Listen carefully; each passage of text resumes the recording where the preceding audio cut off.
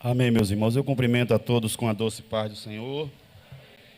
Glorifico a Deus por esta rica oportunidade que o Senhor, por sua infinita graça e misericórdia, me concede de aqui estar nesta noite, já agradecendo a Deus também pela vida do nosso amado pastor presidente, pastor Roberto José dos Santos, pela confiança em mim depositada nesta noite, para, diante de tantos companheiros, posso dizer, bem mais qualificado que eu, para estar aqui ministrando para esta igreja santa de Jesus, mas aprove a Deus, na direção do Espírito Santo, o santo homem de Deus, confiar em nós para aqui estarmos, e esperamos em Deus que Ele use de misericórdia para conosco e se utilize de nós para transmitir não aquilo que você gostaria de ouvir, mas aquilo que você precisa ouvir nesta noite.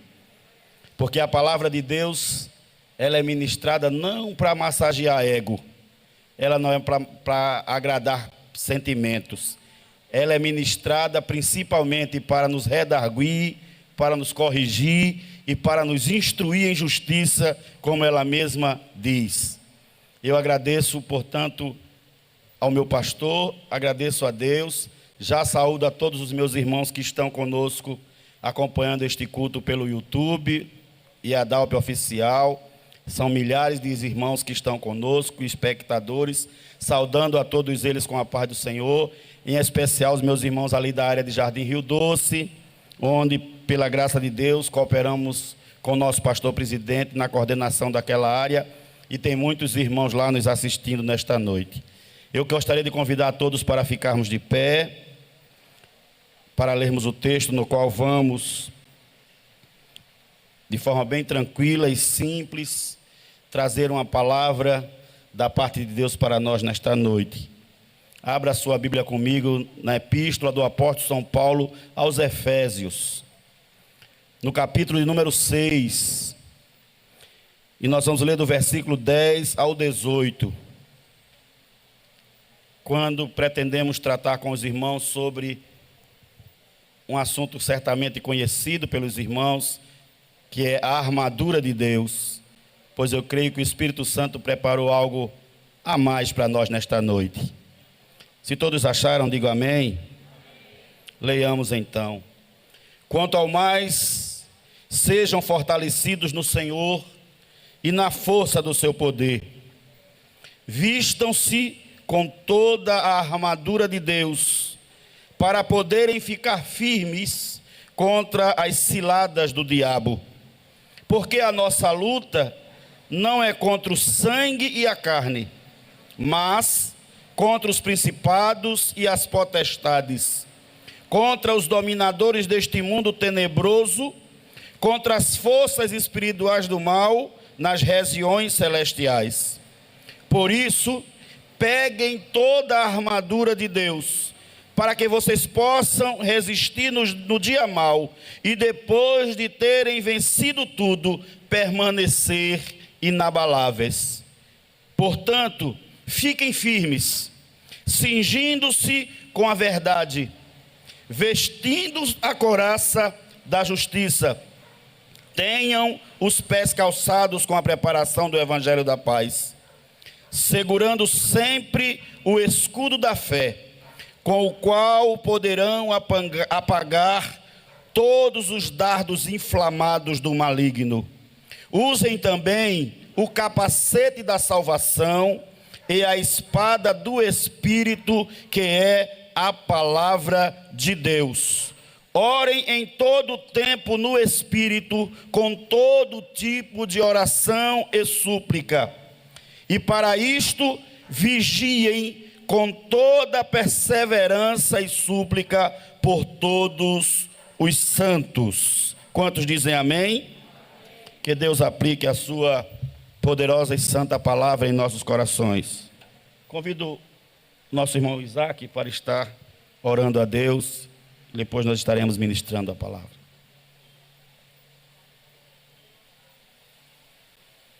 Queridos, saúde na paz gloriosa do Senhor Jesus. Querido Senhor, Neste momento glorioso aqui em Tua casa, chegamos para Te adorar em espírito e em verdade. Ó Deus, pelos louvores, pela Tua palavra lida, nós já Te adoramos, nós Te agradecemos por tudo. Deus das misericórdias, o Teu Filho, Senhor, irá falar a Tua palavra. E nós vimos a este lugar para ouvir a Tua voz.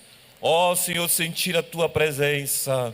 Que haja edificação em nossas vidas neste momento, nesta noite.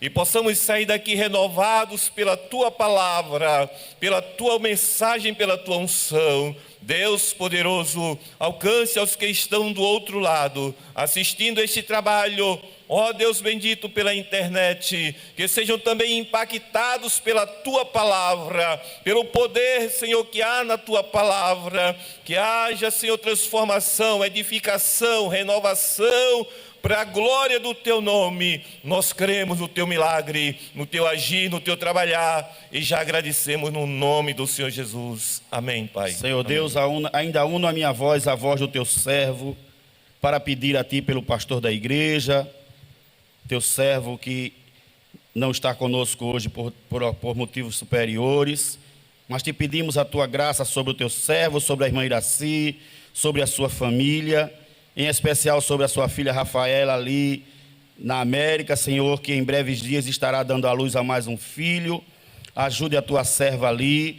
Teu servo não pôde nem poderá viajar para estar ali com a sua filha, mas Tu estás, Senhor. E Tu és o Deus poderoso que vai cuidar de tudo, pois Tu sabes fazer isto muito bem. Te pedimos também pela vida da irmã Sirlene e pela vida do pastor Josué Moraes. Senhor, ajuda a Tua filha ali naquele hospital, se submetendo a tantos tratamentos. O momento está difícil, mas nós cremos em Ti, que Tu és o Jeová Rafá. Tu és o Deus que tem todo o poder, pois Tu és onipotente, onipresente e onisciente. E basta, Senhor, como disse o centurião, uma palavra Tua e a Tua serva sarará. Senhor, e Tu podes fazer aquilo que nós não podemos, aquilo que a medicina não pode. Tu podes, Senhor. Então eu Te apresento a Tua filha neste instante. Faz o Teu querer de Deus na vida dela. É a oração que eu Te faço agradecido, em nome de Jesus. Amém. Podem sentar, meus irmãos. A Tua palavra escondi, guardada no meu coração. Você pode cantar? Pra eu não pecar contra Ti, Senhor, a Tua palavra escondi, minhas vestes no sangue lavei, e das Tuas águas bebi, para ser uma oferta agradável a Ti, minha vida a Ti consagrei. Meus dons e talentos são para Te servir, meus dons preciosos são Teus. Não vejo razão da minha vida sem Ti. Tu és meu Senhor e meu Deus. Assim como o fogo refina o ouro, em Tua obra em mim completa, até que o mundo possa ver Tua glória em meu rosto brilhar. Diga, até que o mundo possa ver Tua glória em meu rosto brilhar. Você pode dar glória a Deus? Cumprimento também todos os meus companheiros que estão aqui na minha retaguarda, deixando todos eles bem à vontade para para uma referência, qualquer intervenção pode ficar à vontade. Nós estamos aqui juntos fazendo esta grande obra. Meus amados, temos lido nesta noite este texto que é bem conhecido de todos nós, escrito pelo apóstolo Paulo à igreja de Éfeso, aos irmãos efésios. E o apóstolo, essa é uma das 13 cartas, uma das 13 epístolas, escrita pelo apóstolo Paulo, uma das mais profundas epístolas do apóstolo. O apóstolo tem 13 epístolas contidas aí no nosso Novo Testamento, e a epístola aos Efésios ele escreveu quando ainda estava na prisão em Roma. Ele mandou esta carta por Tíquico aos irmãos da igreja de Éfeso, uma igreja na qual ele visitou várias vezes, possivelmente fundada por um casal, irmãos Priscila e Áquila. Na segunda viagem missionária do apóstolo, ele esteve em Éfeso, visitou Priscila e Áquila e precisou retornar. Na terceira viagem apareceu Apolo, ali está em Atos capítulo 18 e capítulo 19, Apolo, um exímio pregador, um tremendo pregador, um homem cheio da mensagem, que aconselhados, pregados, evangelizados por Priscila e Áquila, converteu-se a Jesus, e aquela igreja em Éfeso nascia, e o apóstolo teve o cuidado de visitá-la várias vezes. Esta é a mesma igreja de Apocalipse capítulo 2, onde o Deus também enviou a João uma carta ao anjo desta igreja, que já na época de João estava vivendo dificuldades. E aqui no tempo do apóstolo Paulo, ele traz esta carta do capítulo 1 ao 4 da epístola.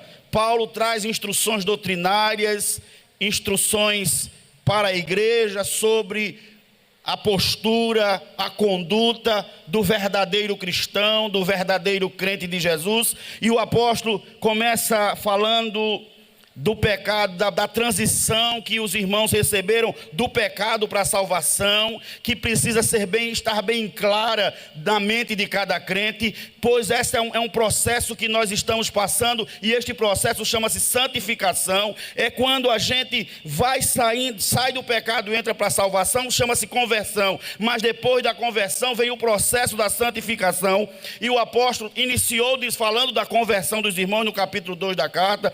No capítulo 3 ele fala da vocação dos gentios, porque ele é chamado apóstolo dos gentios, e como os irmãos sabem, os gentios era aquele povo desprezado pelos fariseus, pelos legalistas, porque entendiam que os gentios não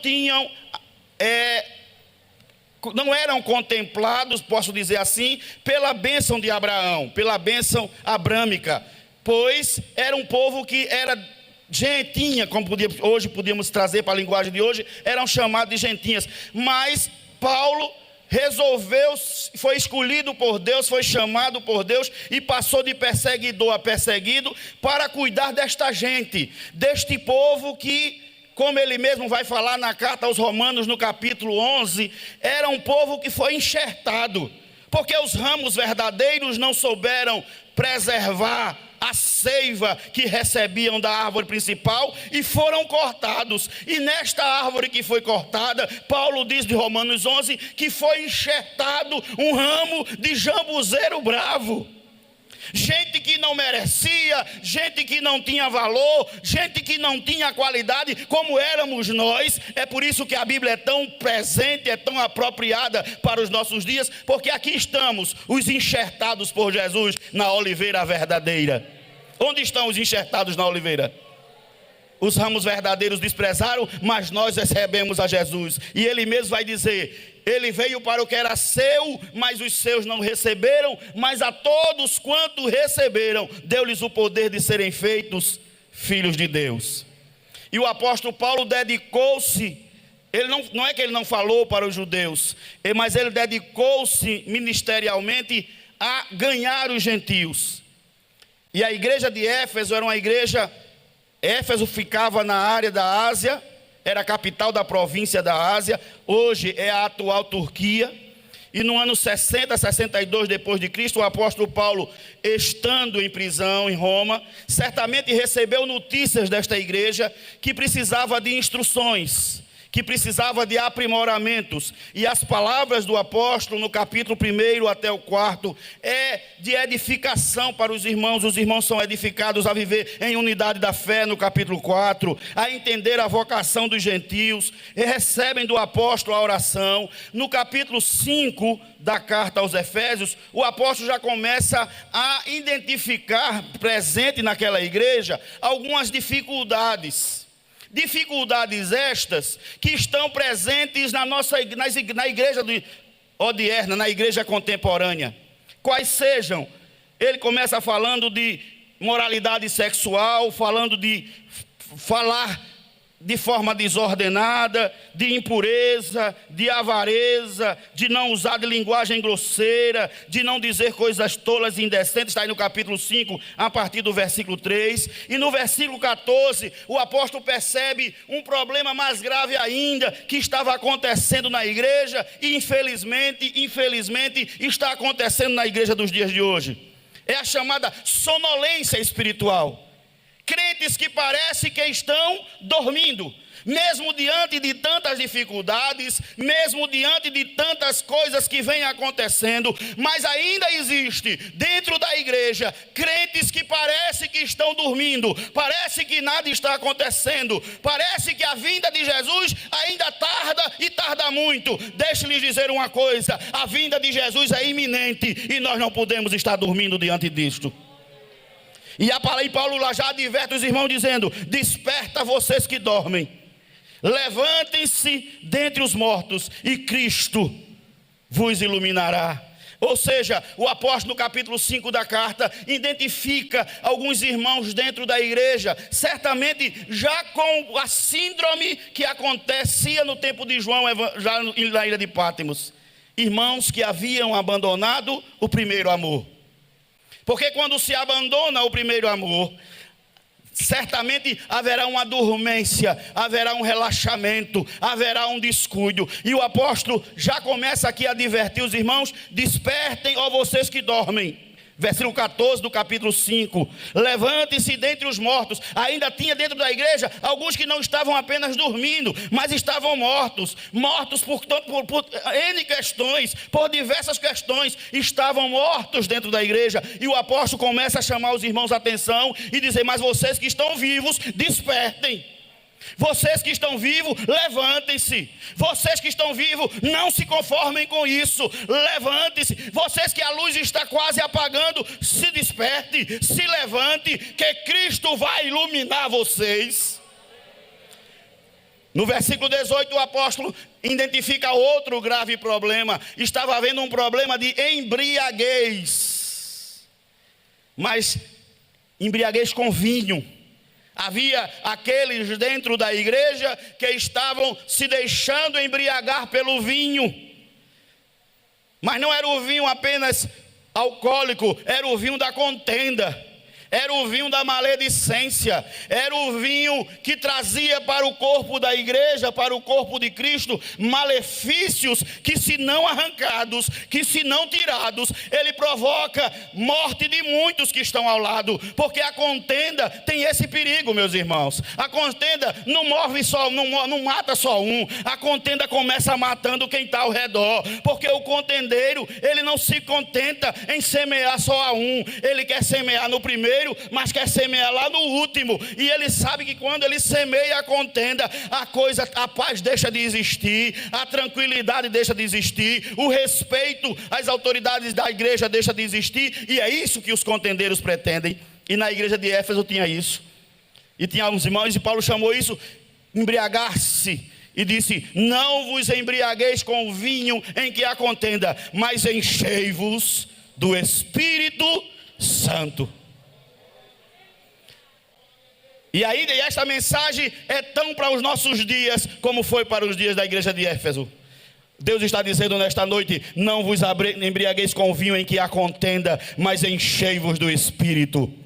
A igreja de Jesus precisa ser cheia do Espírito Santo de Deus.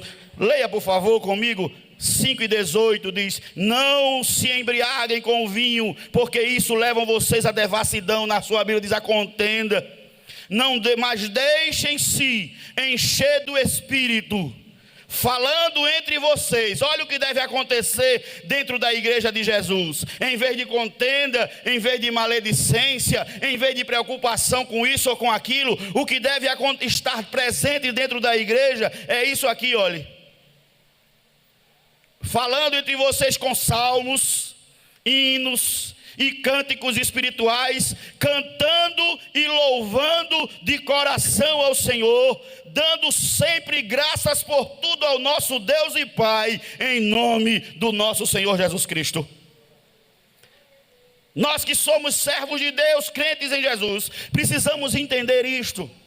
O que a proposta e o desejo de Jesus para a sua igreja é que entre nós exista salmos, cânticos espirituais, ações de graça. Em vez de nos preocuparmos com tanta coisa, apesar de humanamente falando ser quase impossível, porque estamos vivendo, principalmente este ano de 2020, em meio a uma pandemia que mexe com a nossa cabeça 24 horas por dia, e mesmo às vezes estando dentro do templo, a nossa mente não nos deixa livres disso, porque estamos com essa máscara, estamos às vezes sendo obrigados a manter um distanciamento social. Mas nesta noite Deus está dizendo: o que eu quero com vocês, meus irmãos, é que vocês se abstenham tão pouco desta preocupação e comecem a cantar salmos, e comecem a cantar louvores, e comecem a dar graças a Deus por tudo que estamos vivendo. Porque este mesmo apóstolo em Coríntios diz assim: dai graças por tudo. E se nós estamos aqui, amados, é motivo de estarmos agradecendo a Deus, porque mais de 170 mil já não estão mais entre nós, mas Deus nos tem guardado. Nós estamos aqui e é motivo da gente glorificar a Jesus. E em vez de ficarmos preocupados com tanta coisa, e em vez de ocuparmos a nossa mente com aquilo que não nos é útil, devemos ocupar a nossa mente com as coisas que são de cima. Como disse o apóstolo: pensai nas coisas que são de cima. E alguém pode dizer: mas pastor, o senhor quer que a gente seja alienado? Não, de forma alguma. Eu não quero que você seja alienado. Eu quero que você seja exatamente consciente. Porque a palavra de Deus, o apóstolo Paulo também diz: o mundo geme e nós gememos também, porque embora sejamos cidadãos dos céus, mas ainda estamos sobre este templo carnal e sobre esta terra. E o que sucede ao ímpio, sucede ao justo. A dor que acontece lá, acontece aqui. Só tem uma diferença: a dor que acontece lá dá uma desesperança imensa, mas a dor conosco aqui tem um consolador que nos faz descansar. Ele nos faz descansar. E é por isso que nós podemos dizer: eu agradeço a Deus até por esta pandemia. Porque se você olhar direitinho, tanta coisa se tornou mais. Quantos se tornaram mais crentes? Quantos se aproximaram mais de pai e de mãe? Quantos se aproximaram mais de Jesus? Então, por tudo dai graça. E o apóstolo identificou que aquela igreja, em vez de estar louvando, cantando, adorando ao Senhor, estavam contendendo por causa da embriaguez com o vinho. E aí ele vai para o capítulo 6, trazer o antídoto, a receita para uma igreja e de crentes vitoriosos. O apóstolo aqui estava em prisão, e uma coisa chamou a atenção do homem de Deus, que era o soldado romano. Paulo tinha muita observação, Paulo era muito observador. Paulo, a Bíblia registra que ele era um grande evangelista. Ele conseguia ser empático, conseguia empatia até entre os soldados. Tanto que na carta aos Colossenses ele saúda aos santos da casa de César, porque ele ganhou muitos daqueles soldados para Jesus. Diz a palavra que ele saía com 2 soldados para tomar sol e voltava com 2 crentes. Porque o apóstolo tinha na sua vida a chama evangelizadora queimando, e ele saía com os soldados o guarnecendo, levaram para tomar sol, e quando voltava 2 homens dizendo: Jesus é bom, eu glorifico a Deus, porque ele ganhava para Jesus. Mas o apóstolo, uma coisa chamou a atenção da vida, da visão do apóstolo, da vida do apóstolo, foi como A vestimenta daquele soldado lhe tornava imbatível, praticamente imbatível. A armadura, que era o conjunto de elementos que formavam a vestimenta do soldado. E o apóstolo Paulo é especialista em trabalhar com analogia para a vida do crente. Em Romanos ele faz uma analogia da vida cristã com uma corrida. Ele compara o crente a um atleta. A Timóteo ele comparou ao lavrador, ele comparou ao militar, dizendo que aquele que milita deve militar legitimamente, que aquele que planta é o que deve colher primeiro fruto. O apóstolo era especialista em fazer analogia de nós com as coisas que eles estavam diante dos seus olhos. E ele, lá em Romanos, ele nos compara a corredores, a maratonistas. E ele diz que não seremos premiados se não corrermos até o fim da carreira. E aqui ele faz uma analogia da vida do crente com um soldado. E aí eu acredito, me permita conjecturar, que ele em sua oração a Deus, antes de escrever esta carta e este texto, ele disse a Deus: se os meus irmãos conseguissem uma vestimenta dessa, mas não deste material, mas do material que tu tens aí no celeiro do céu. Se eles se conseguissem entrar no teu arsenal, Deus, e pegar toda a tua armadura, porque Deus tem armadura para o crente. Até porque, irmãos, o apóstolo começa no capítulo 6, versículo 10, nos convidando a nos revestirmos, nos fortalecermos no poder de Deus e na força do seu poder. Fortalecermos em Deus e na força do seu poder. E ele vai dizer por que precisamos estar fortalecidos, porque precisamos estar revestidos. Porque, irmãos, quem imaginar que vida cristã é vida só de flores, perdeu a viagem. Vida cristã é vida de batalha. Nós estamos em plena guerra. Desde o dia em que você aceitou Jesus, você entrou numa guerra. Mas não numa guerra simples. Por isso que Paulo diz, não uma guerra contra a carne, não uma guerra contra sangue. Você aqui não está disputando espaço com a irmã da esquerda, nem com a irmã da direita. Eu não estou disputando espaço com meus companheiros de ministério. A batalha aqui é diferente. A batalha aqui é espiritual. A nossa luta é espiritual, está numa dimensão muito superior até do que nós podemos suportar.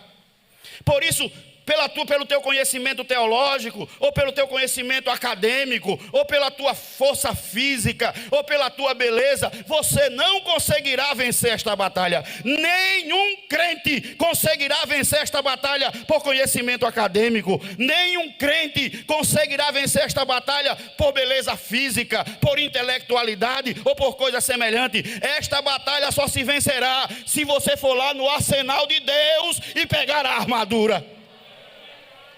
E observe, Paulo nos convida a pegar toda a armadura, não parte dela, porque parte dela só vai ficar infrutífera. É preciso que a armadura que Paulo traz aqui tem 6 elementos, 6 peças, e nós precisamos pegar a todas elas. E a palavra que Paulo diz é, peguem toda a armadura. Não adianta você pegar só o capacete e proteger o que o capacete se propõe a proteger, que é a tua mente, mas você não guarneceu o peito, não guarneceu o coração. Não adianta pegar a couraça, que é quem guarnece o coração, e não pegar o cinto, que é quem ajusta, que é quem coloca você habilitado para ter mobilidade. Por isso Paulo disse, peguem toda a armadura. Diga aí para o seu irmão, pegue toda a armadura. Toda a armadura. E é desta armadura que nós vamos falar. Sabe por quê? E por que, pastor, e o que quis pegar toda a armadura? Vou lhe dizer por quê, porque Paulo diz aqui a mim. Porque além da nossa luta, da minha luta, irmão, e da tua luta, minha irmã e meu irmão, não ser contra a carne nem contra o sangue. Porque quando a luta é contra a carne e contra o sangue, irmão, é bem possível que, se o outro tiver fisicamente um tamanho maior, é possível que ele vença. Quando a luta é entre carne e sangue, quem tiver mais conhecimento às vezes vence. Mas quando a batalha é espiritual e a gente não pode subestimar o nosso inimigo, não subestime. Porque Paulo diz quem são os nossos inimigos. Está aí no versículo, leia comigo. Versículo 12. Porque a nossa luta não é contra a carne nem contra o sangue. Diga comigo, mas contra os principados. Melhore para você lembrar de quem é o seu inimigo. Mas contra os principados, contra as potestades, contra os dominadores do mundo tenebroso, contra as forças espirituais do mal. E o pior, ou mais complicado, é que ele não está aqui. Ele está nas regiões celestes. Ou você não lembra de Daniel, quando fez aquela oração tão fervorosa, e já tinha a resposta, a resposta saiu na hora ou não saiu? Saiu na hora ou não saiu a resposta? Mas chegou a Daniel? Sabe por que não chegou? Porque o nosso inimigo, o nosso adversário, aquele com quem nós pelejamos diariamente, e muitas batalhas Jesus vence por nós, antes de nós, porque nós não podemos vencer. Ele pegou a oração de Daniel e ficou retendo, dizendo, não vai chegar não, não vai chegar não. Aí Deus chamou o arcanjo e disse, desce lá, porque meu servo está orando e eu já ouvi e já mandei a resposta. E quando eu mando a resposta tem que chegar. E o anjo desceu e arrancou, abriu o caminho, a oração passou. E sabe qual era a resposta de Deus? Era dizer assim, Daniel, fique tranquilo, porque a sua oração foi ouvida. E desde o princípio da tua súplica, eu já tinha mandado a resposta. Toda a aflição passada por Daniel foi só uma prova, mas a resposta já estava dada por Deus, porque Daniel estava com a armadura de Deus, pelejando contra o inimigo. O apóstolo fala que nós precisamos das armaduras, porque o nosso adversário é forte em relação a nós, fraco em relação ao nosso Deus. Por isso este mesmo apóstolo em Filipenses 4:13 diz o quê? Eu tudo, mas em quem? Naquele que me fortalece. Porque para mim e você, este inimigo é invencível. Humanamente falando, a gente não o derrota nunca. Porque ele tem muito mais força do que nós humanamente falando. Mas quando o Espírito Santo de Deus está em nós, quando nós estamos com a armadura de Deus totalmente em nós, ele fica sem força alguma, porque até os dardos inflamados dele, o nosso escudo da fé, de bata aqui, mas daqui não passa. A primeira armadura que o apóstolo vem dizer, o primeiro elemento da armadura é o cinto da verdade. E Paulo pega um elemento humano e traz para um princípio e para uma verdade espiritual. Porque a armadura de Deus é espiritual. Então Paulo faz uma analogia com a armadura física e humana e vai nos levar para umas verdades espirituais. A primeira coisa que ele nos convida a pegar no arsenal de Deus, como a armadura de Deus, e preste atenção, meu irmão, se você quer ser um crente vencedor, se você quer ser um crente que resiste ao diabo e ele foge de você, se você quer ser um crente que o Espírito Santo de Deus repousa em você, e você diz, o inimigo não me assusta, porque eu tenho armadura. A primeira parte da armadura que você vai precisar é o cinto, que Paulo chamou o cinto da verdade. E qual era a finalidade, olhando para o soldado, que Paulo viu no cinto? O cinto era um instrumento de couro largo, que era utilizado pelo soldado aqui no seu baixo abdômen, para proteger o seu baixo abdômen, para segurar a espada e principalmente para ajustar a sua roupa. Porque se ele estivesse com a roupa folgada, quando a armadura viesse por cima, ele teria problema de mobilidade. E por isso, quando Paulo fala da verdade, a verdade que eu conheço é esta. Sim ou não, irmãos? Ele diz lá em João 15, vocês já estão limpos pela palavra. A minha palavra é a verdade. A verdade que Paulo vem falar, e é esta verdade que Paulo quer que você use como um cinto. Ele quer que você pegue a palavra. E por isso, a primeira arma é para ser, as 5 primeiras armas são todas feitas para ser usada em nós. E a sexta arma, a sexta peça é para ser usada por nós. A primeira arma é a palavra produzindo em mim. A palavra, para ter reflexo, ela tem que primeiro produzir no crente. Porque aqui não tem aquele velho ditado: faço o que eu digo, mas não faço o que eu faço. Aqui a premissa maior é: só pode falar daquilo que você tem, só pode falar daquilo que você vive. Você não pode pregar se você não vive, porque você vai ser desmoralizado lá fora. E a primeira premissa do cinto é esta: é que primeiro eu me cuido, primeiro eu me submeto ao molde da palavra, porque o cinto tinha a finalidade de modelar. É até hoje assim. Quando a irmã usa o cinto, não é só para decorar em cima da roupa, não. É para dar uma modeladinha no corpo. É assim ou não? Lá no soldado também não era diferente. Era para deixá-lo ajustado, modelado. E se precisasse correr, ele estava cingido. E por isso a palavra que é cingido com a verdade. E o crente não precisa um cinto artificial, não. Ele tem a palavra para cingi-lo, para moldá-lo, para ajustá-lo. Quando ele pisa fora, ele tem a palavra para dizer: ande por aqui, faça por aqui, medite por aqui. É aqui que, porque a bússola e o caminho e o cinto da verdade está na tua mão. E tem muito crente que quer usar tudo, menos o cinto da verdade. E principalmente quando a verdade diz respeito a ele. Ele é muito verdadeiro quando a verdade diz respeito aos outros. Ele desmascara, ele entrega, ele conta, mas quando é ele quer que esconda. Ele quer que abafe. Ele quer que simule. Quem estiver entendendo, diga amém. Mas Paulo está dizendo: vista-se, cinja-se primeiro com o cinto da verdade. Se modele a palavra, se molde a palavra. E nesta noite é noite de você pensar: Deus, será que eu estou moldado segundo a tua palavra? Será que eu estou ajustado dentro dos parâmetros da tua palavra? Do contrário, todo o restante da armadura estará comprometido. Perceba, é a palavra que vai fazer você adquirir o resto. O segundo elemento é a couraça. A couraça, no soldado romano ali em pé, Paulo via a couraça.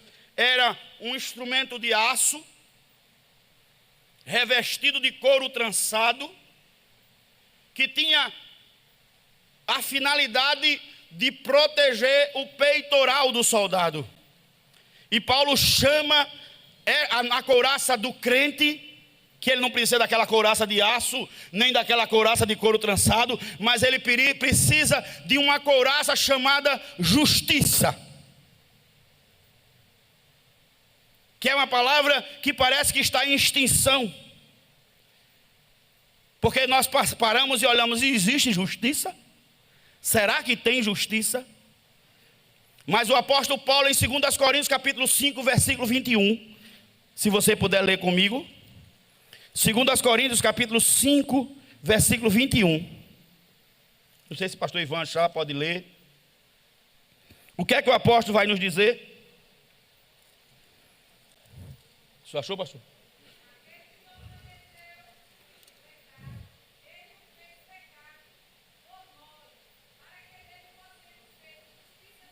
Pronto. Aquele que não conheceu o pecado, fez-se pecado por nós, para que nós fôssemos conhecidos como justiça de Deus. É dessa justiça que Paulo fala. A couraça da salvação de Jesus. O nosso coração está guardado pela couraça de uma salvação de alguém que se fez pecado por mim. Porque todo dardo inflamado, toda seta do inimigo, tudo que vier na direção do teu coração para te afligir, para te inquietar, você não leva em consideração, porque hoje você é justiça de Deus. É Ele quem te justifica. É Ele quem diz: Ele está justificado sim.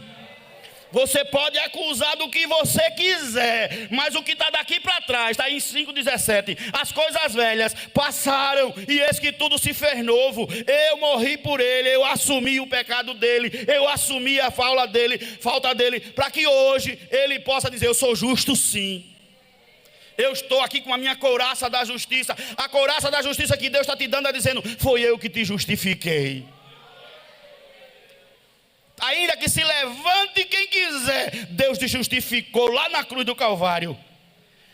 Colossenses, Paulo diz em Colossenses 3,14, 2,14, salvo engano, ele diz assim: a cédula que nos era contrária, ele riscou. Que alguém fala rasgou, mas não é rasgou. Ele riscou, é como que diz assim: ele riscou de vermelho, escreveu cancelado, cravou na cruz e disse: a dívida dele está paga.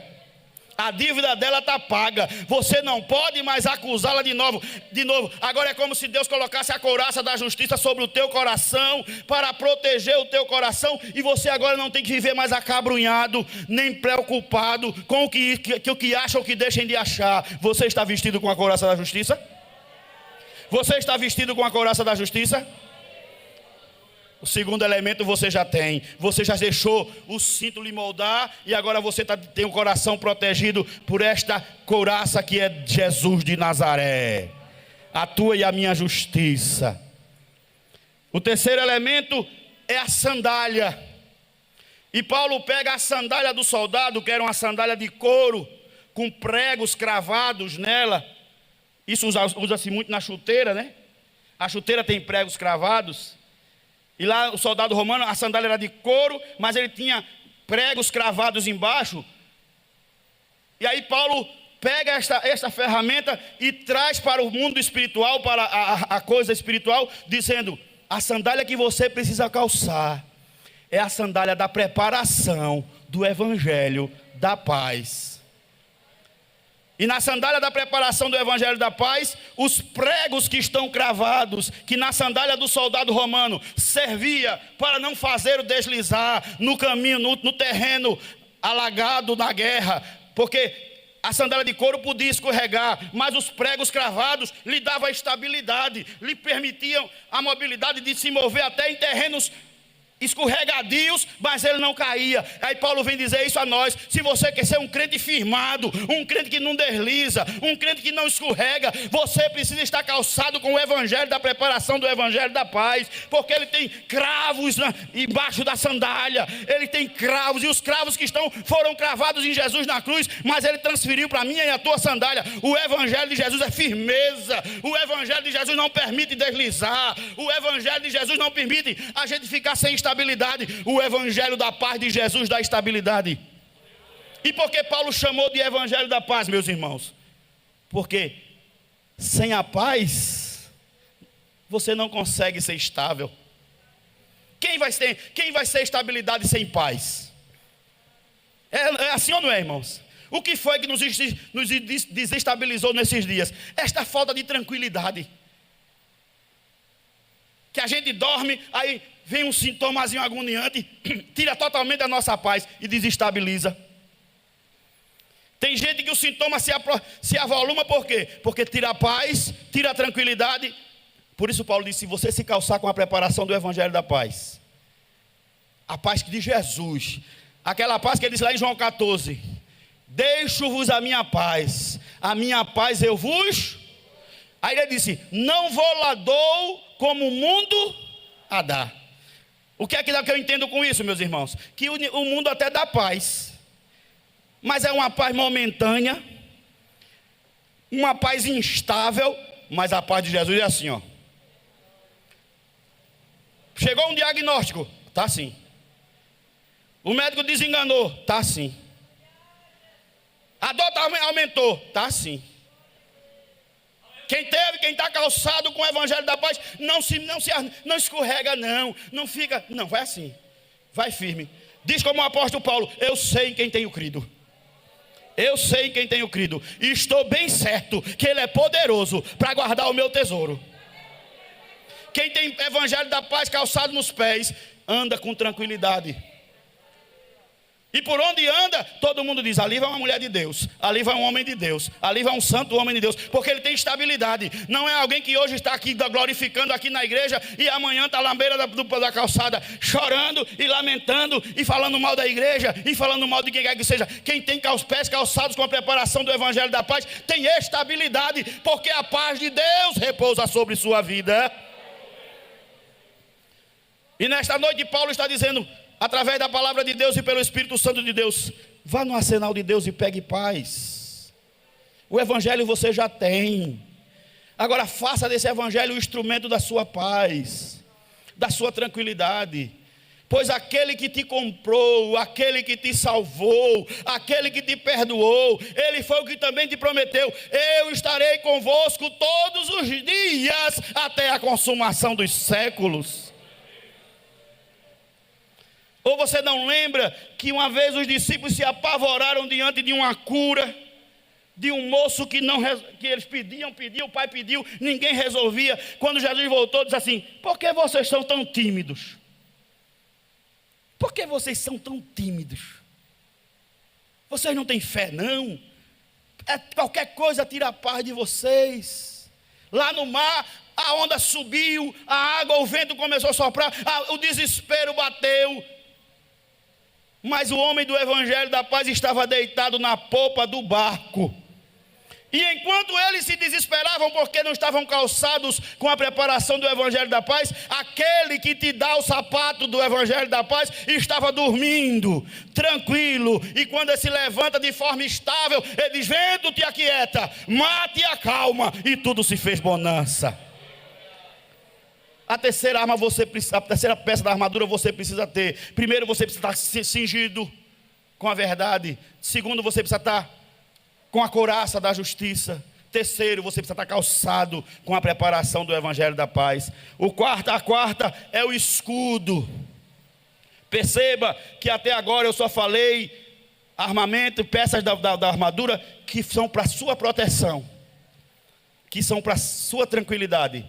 Porque a armadura de Deus, a armadura do soldado, não era para ele guerrear, não era arma de guerra. A armadura era elemento de proteção. O soldado mais bem aparelhado com a sua armadura, ele não estava preocupado se ia vencer a guerra, mas ele estava tranquilo que a sua vida estava salva. É o que você precisa entender. Você, estando com a armadura de Deus, você não precisa se preocupar se o inimigo vai bater forte. Você só precisa ficar tranquilo de uma coisa: ele bate, mas não me mata. Ele bate, mas não me derrota. Ele bate, mas eu continuo de pé, porque eu estou bem armada. Você percebe? O quarto elemento é o escudo. O escudo do soldado era algo que o protegia desde o rosto até os pés, porque não era um escudo como alguém faz, um meio escudo, era um escudo completo, que era como aquele escudo do batalhão de choque, que é aquele escudo que protege o corpo inteiro do soldado, além da couraça proteger, além dos outros elementos. O escudo era algo que ele segurava aqui no braço, mas o escudo tinha uma finalidade específica. E Paulo vai dizer aqui no texto que era de proteger o soldado dos dardos inflamados do maligno. Porque o inimigo do romano, ele tinha uma arma que eles chamavam arma secreta, que era a flecha incendiada na sua ponta. Por quê? Porque ele acreditava que ainda que ela não conseguisse perfurar a couraça ou perfurar a armadura, o fogo haveria de fazer queimar o soldado. Mas o escudo, ele tinha aço e tinha couro. Ele era feito de madeira, aço e couro. Então quando o fogo batia em materiais não inflamáveis, o dardo era anulado, era aniquilado. Por isso Paulo chamou este escudo lá do romano, ele trouxe para o campo do espiritual, dizendo: o escudo que você precisa é a sua fé. Por quê? Porque Paulo não, mas o escritor da carta aos Hebreus, que não sabemos quem, ele diz assim no capítulo 11 de Hebreus: fé é o firme fundamento das coisas que se e a prova das que se não. Fé é acreditar no impossível. Fé é confiar no que não está vendo. Fé é ter certeza de que a vitória é tua e de que você está livre, mesmo que pareça tudo remando na tua direção para a derrota. Mas a fé diz: eu sou vencedor por Cristo Jesus.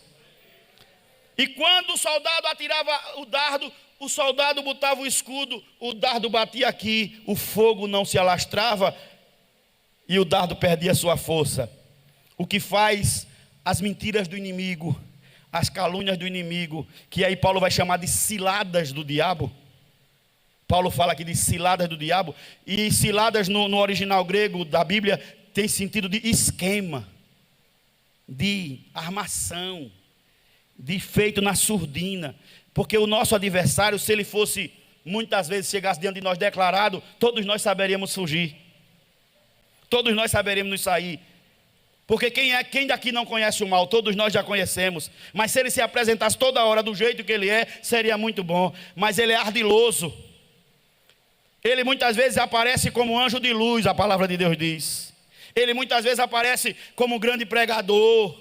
Ele muitas vezes aparece como um hino bem cantado para te iludir. Mas se você estiver com o escudo da fé, diz: aqui tem escudo.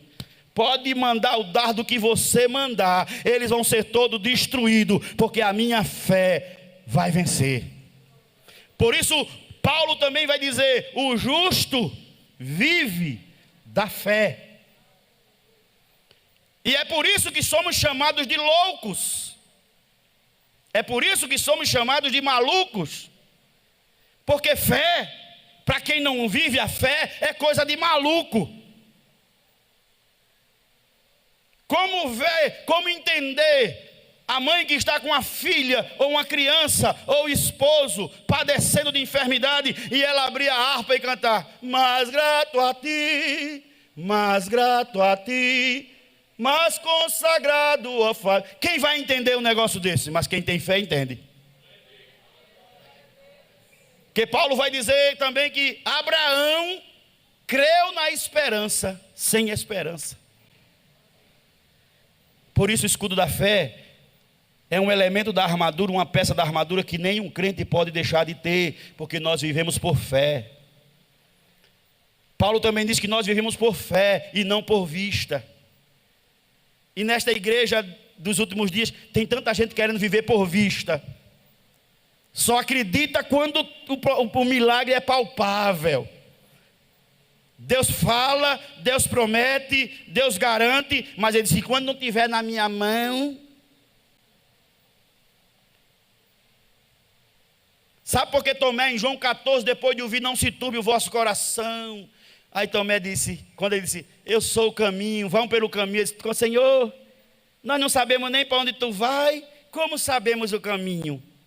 Ele disse: Tomé, eu sou o caminho, Tomé. Aí você entende depois, lá, depois de ressuscitado Jesus, por que Tomé era assim? Porque Tomé era um homem de pouca fé. Crente de pouca fé, qualquer dardo do maligno, pega ele na virada. Mas um crente de fé, um crente com o escudo da fé assim na frente dele, o diabo pode mandar a seta que mandar, o que ele quiser mandar, o escudo da fé que você está diante de você vai te proteger, e ele vai bater em retirada em nome de Jesus. O quinto elemento é o capacete da salvação. Paulo viu aquele capacete na cabeça do soldado, e Paulo via que o capacete protegia. Se a flecha viesse na direção da cabeça, mesmo que o escudo não estivesse alcançando, o capacete protegia. Aí Paulo traz este capacete para o campo espiritual, dizendo que o nosso capacete deve ser o capacete da salvação. E o que é que Paulo quer dizer com isso? Que a nossa mente, porque o capacete tem a obrigação de proteger a cabeça, a mente. A nossa mente deve estar protegida pela convicção da tua salvação. Um crente convicto de salvação, Pode vir a seta que vier, dizendo que Jesus está tardando, dizendo que Jesus não vai fazer, dizendo que tu não tinha condição de estar aí, dizendo que não é, quem eras tu, e não sei o que. Você diz, eu estou salva, rapaz, na minha cabeça tem o capacete da salvação, eu tenho certeza da minha salvação. A salvação te comanda o resto, a salvação controla a tua vida, a certeza da salvação impede que todas as dúvidas venham permear a tua mente, porque você tem certeza e está com a cabeça revestida pelo capacete da salvação. E o inimigo dos últimos dias tem tentado atingir a mente de tantos. E paz, meu irmão Messia, tem alcançado tantos através da mente. Crentes que não protegem a mente pela salvação, e às vezes vem caminhando até bem dentro da igreja, mas aí o inimigo começa a dizer, tu está te enganando. Está te enganando. Esse pensamento que não te deixa, essa vontade que não te deixa, isso aí está impedindo. Não está impedindo nada, porque quem te salvou foi Jesus. E Ele tem cuidado da tua vida. Ele, quando te salvou, já sabia que tu eras assim. Então não tenha dúvida de que Jesus lhe salvou. Tenha certeza de que Jesus te salvou. Se o inimigo quiser colocar dúvida da salvação na tua mente, diga, na minha mente não. Eu tenho certeza da minha salvação, porque quem me salvou me garantiu que eu estaria salva. E Ele nunca mentiu, Ele nunca falhou, Ele nunca errou. O último elemento, eu falei que disse que os primeiros 5 eram elemento para a tua proteção. O cinto vai te moldar. A couraça vai proteger teu coração. Os pés vai te proteger de escorregar, de vacilar teus pés. A fé vai te proteger das ciladas astutas de Satanás, dos dardos inflamados do inimigo. E o capacete vai proteger a tua mente. Vai proteger a tua mente de quando ele quiser te fazer duvidar da tua salvação. Mas o último elemento é exatamente este, que depois de munido com os outros 5, você vai poder ir para cima dele. É a espada do Espírito, que é a palavra de Deus. Você, depois de estar armado e com esta espada na mão, você enfrenta ele sem medo. E vai dizer no final, eu sou mais que vencedor, por aquele que me amou. Eu tudo posso naquele que me fortalece. E perceba, a armadura começou com o quê? Com a palavra. E termina com a? O que nos dá a entender que a tua vida, para tu te defender, é a palavra, e para você atacar, é a palavra. Mas eu concluo que as horas já estão chegando, com o último versículo da nossa leitura, que não é uma arma que o soldado possuía. Por isso, o soldado ainda era passível de morrer, passível de perder a guerra, porque ele não tinha essa última arma que eu vou te dar agora, e com essa, nenhum inimigo nos vence. Está no versículo 18 da leitura oficial. Depois você de posse de toda a armadura, Paulo diz assim: orem em todo tempo.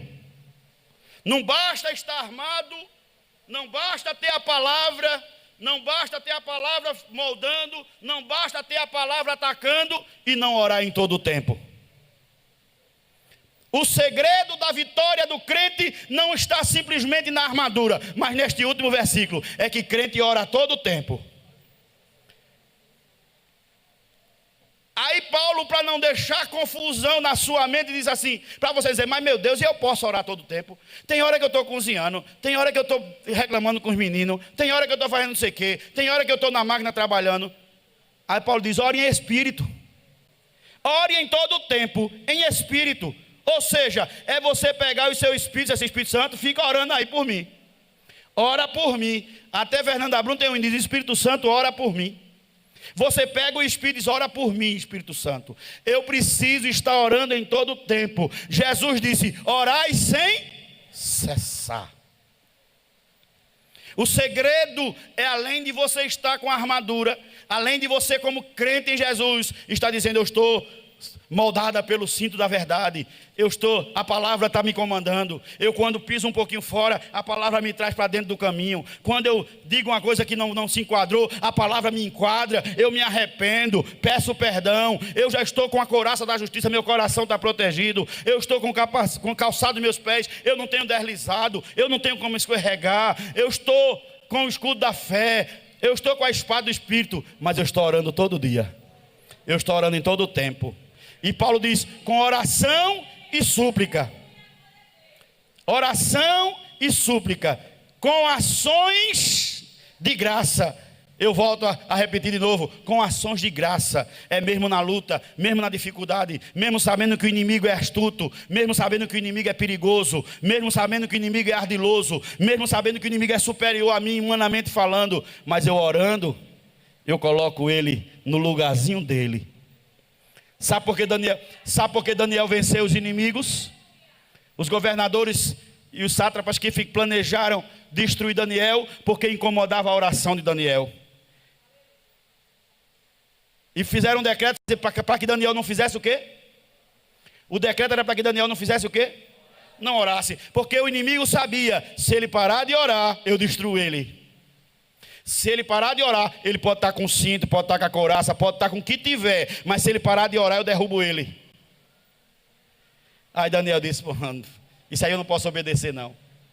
Desculpa, rei, gosto muito do senhor, mas isso eu não posso obedecer não. Abriu a janela e disse, eu vou falar com o papai. A ordem veio, Daniel, tu vai para a cova. Vou, sem problema nenhum. Estava calçado com preparação do evangelho da paz. Escorrega? Não. Vai descendo para a cova e não escorrega. Vai seguro, vai dizendo, ele me livra, ele me tira. Ou você não já leu em Hebreus que diz que Abraão subiu com Isaac para Moriá, tranquilo assim, ó. Porque disse, esse menino é promessa, se ele matar, ele ressuscita. Porque foi ele que deu, ele disse que o menino vai ser uma nação grande. Ele disse que esse menino vai ser uma grande nação. Então ainda que ele mate, ele vai ressuscitar. Bora menino, sobe, deita aí no sacrifício. Quem tem promessa de Deus não perde a tranquilidade. Aí levaram Daniel para a cova, Daniel desce tranquilo. Mas houve de um rei ímpio, de um rei pagão, a história. Vai Daniel, talvez o teu Deus te livre. Daniel desce de manhã, quando Dario põe a cabeça na cova, a palavra que ele diz, Daniel, porventura Daniel, o teu Deus foi poderoso para te livrar do leão. Daniel gritou de lá, vive o Senhor e vive o rei. Deus me livrou, rei. Sabe por quê?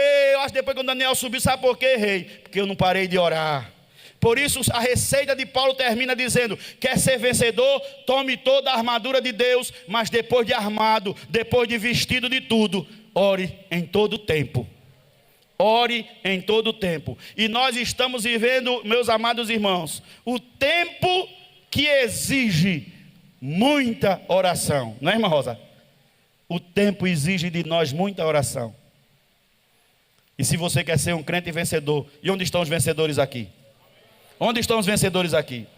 Dê uma glória para Jesus. Ore em todo o tempo e continuarás vencendo em nome de Jesus. Que Deus abençoe.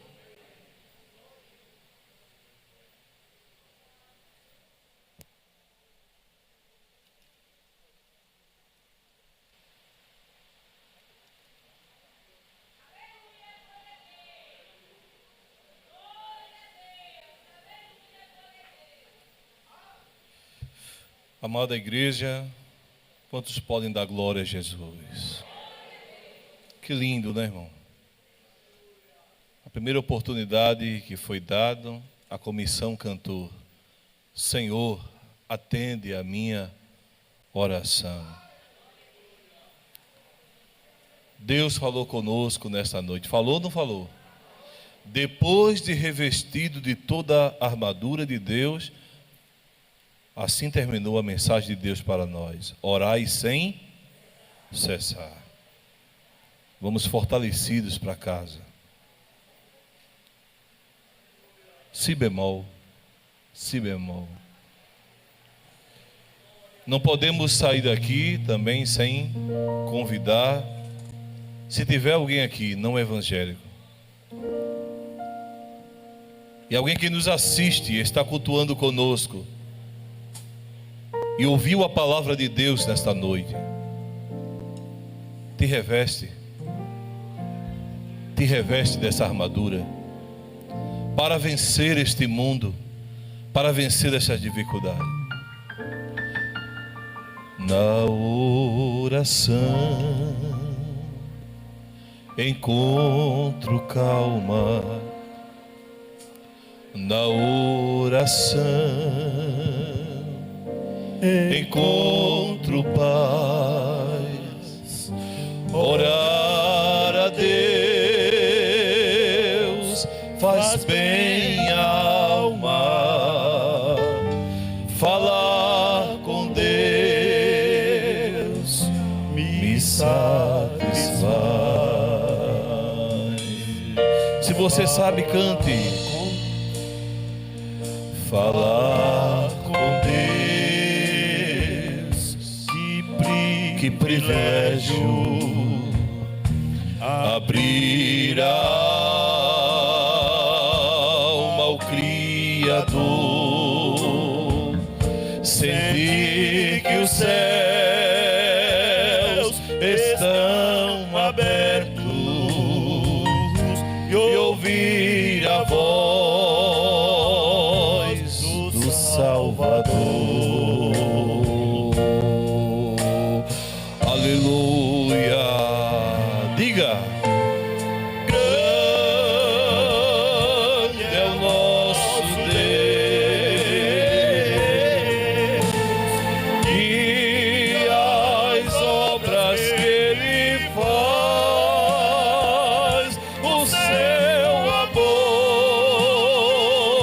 não tem limites, em seu perdão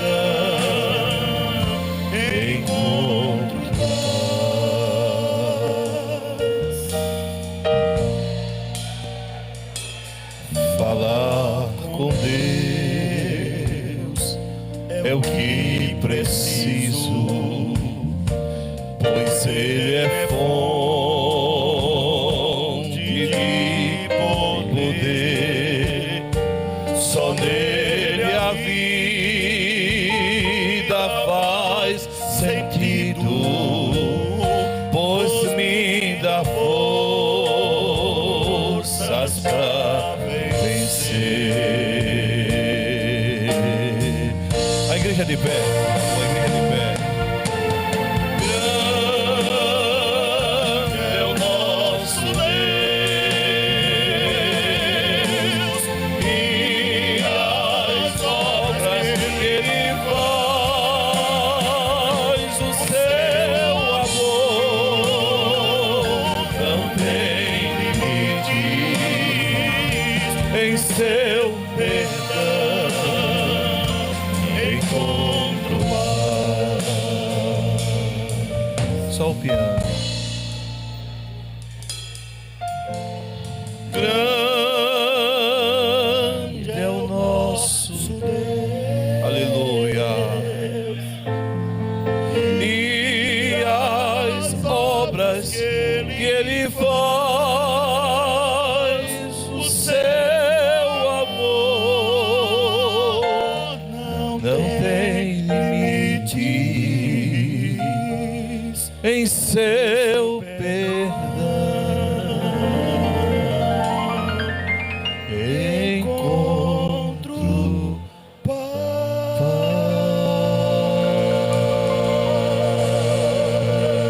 Aleluia. Luan Gabriel aceitando Jesus como Salvador da sua alma. É muito bom estar aqui. Amanhã, oração. As irmãs da oração missionária estão orando. Culto à noite da juventude e adolescentes estão convidados para o culto da juventude. Pela manhã, escola bíblica dominical. Não é isso? Aqui está, olha. Domingo, 78 anos. banda masculina. A banda masculina convida a todos. A banda masculina Acorde Celeste. O pastor Yuki está dizendo que faz parte dessa história da banda. Então, domingo, 78 anos da nossa banda masculina e ceia do Senhor. O pastor, nosso pastor presidente, convida toda a igreja para estar aqui domingo. E à tarde, no domingo à tarde, culto de missões, a caixa de missões. Meus irmãos, a igreja prossegue, a igreja avança. Vamos orar nessa noite, agradecendo ao Senhor por tudo quanto Deus tem feito nessa noite. Pastor Amauri, por favor, pastor. Olha.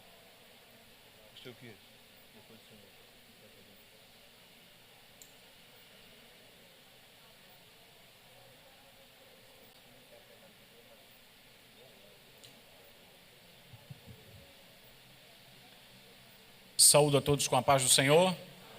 Quem mais precisa das orações? Oremos todos juntos. Senhor nosso Deus e nosso Pai, louvamos o Teu nome, Senhor, por esta noite tão memorável, pelo ensinamento da Tua Palavra, porque a Tua Palavra nos alimenta, Senhor. Obrigado, Senhor Jesus, por este alimento tão poderoso, por esta vida que hoje entrega-se a Ti. Perdoe os seus pecados, escreva seu nome no livro da vida. Leva-nos em paz e dá-nos o sono do justo. Em o nome de Jesus. Amém. Amém, meus irmãos. Curve a sua cabeça. Que a graça do nosso Senhor Jesus Cristo, o grande e inefável amor do nosso Deus e Pai, a comunhão e as consolações do Divino Espírito Santo, seja conosco e seja com todo o povo de Deus, desde agora e para todos sempre, e todos digam, amém. Deus abençoe a todos. Você que aceitou Jesus como Salvador, parabéns! Você fez a melhor decisão da sua vida. Agora, acesse iadalp.com e na página inicial, clique em Quero aceitar Jesus. Em seguida, preencha o formulário que entraremos em contato com você. A paz do Senhor Jesus e seja bem-vindo, bem-vinda à família de Deus e à família IEDALP.